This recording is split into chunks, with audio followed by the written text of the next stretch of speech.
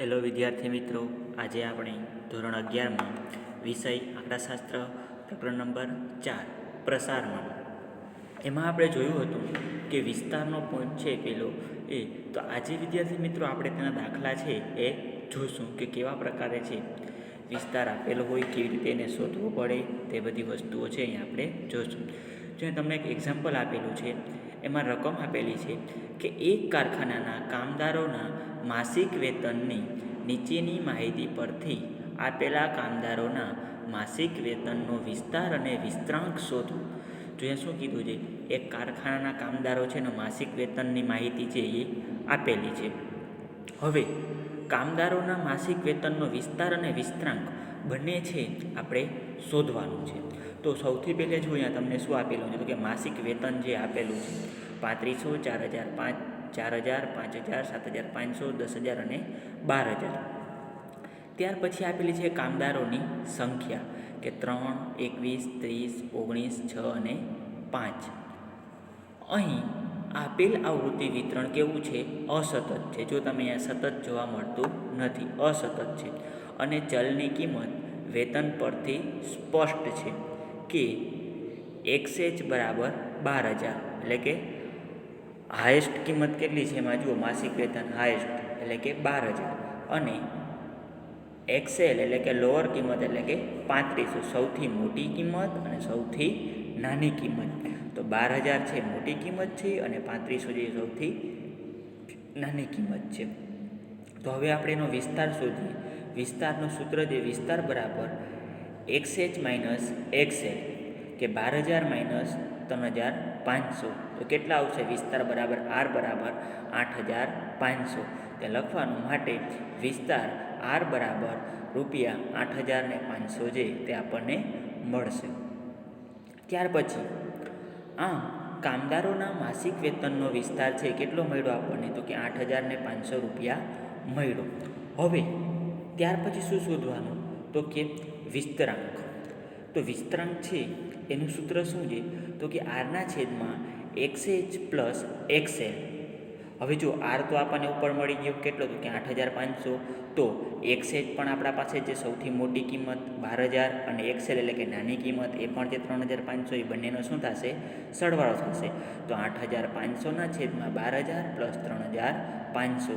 તો શું આવશે? તો કે 8,500 છેદમાં 15,500 એટલે કે 8,500 ભાગ્યા 15,500 કરશો તો કેટલો જવાબ મળશે? તો કે જવાબ મળશે 0.5484. તો માટે વિસ્તરાંક બરાબર શું થશે? તો કે 0.55 જે તે થશે. તો આમ કામદારોના માસિક વેતનનો વિસ્તરાંક કેટલો થયો? તો કે 0.55 છે અને એનો વિસ્તાર છે 8,500. તો વિદ્યાર્થી મિત્રો, એ દાખલામાં આપણે બંને વસ્તુ મળી ગઈ, વિસ્તાર પણ મળી ગયો અને વિસ્તરાંક પણ મળી ગયો. ત્યાર પછીનું આપણે એક એક્ઝામ્પલ જોઈએ કે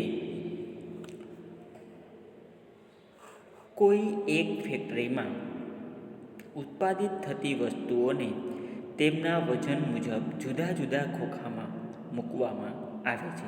કે જો કોઈ એક ફેક્ટરીમાં જે કોઈ પણ વસ્તુ ઉત્પાદિત થાય છે એને એના વજન મુજબ છે અલગ અલગ ખોખામાં મૂકવામાં આવે છે.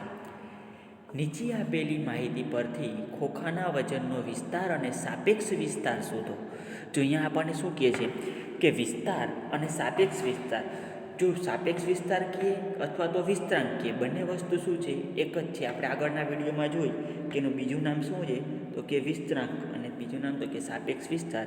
બંને વસ્તુ સેમ જ છે. હવે અહીં આપણને વજન આપેલો છે કિલોગ્રામમાં કે 10 થી 15, 15 થી 20, 20 થી 25, 25 થી 30 અને 30 થી 35.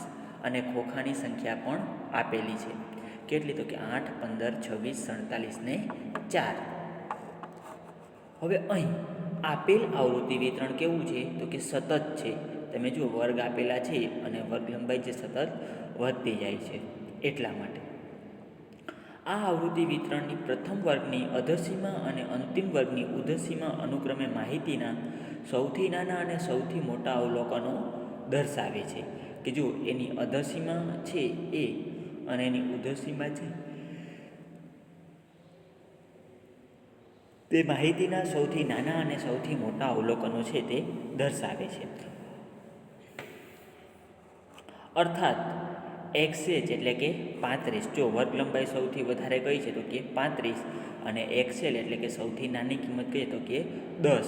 તો હવે આપણે એનો વિસ્તાર શોધીએ તો કે વિસ્તાર બરાબર x H minus x L એટલે કે 35 માઇનસ 10 એટલે કેટલા મળશે 25. તો માટે આર બરાબર કેટલા મળશે તો કે આર બરાબર 25 કિલોગ્રામ છે એ આપણને વિસ્તાર મળશે. ત્યાર પછી તેથી ખોખામાં રહેલા વજનનો વિસ્તાર 25 કિલોગ્રામ છે. હવે આપણે એનો સાપેક્ષ વિસ્તાર જોઈએ કે સાપેક્ષ વિસ્તાર બરાબર તો કે આરના છેદમાં એક્સએચ પ્લસ એક્સએલ.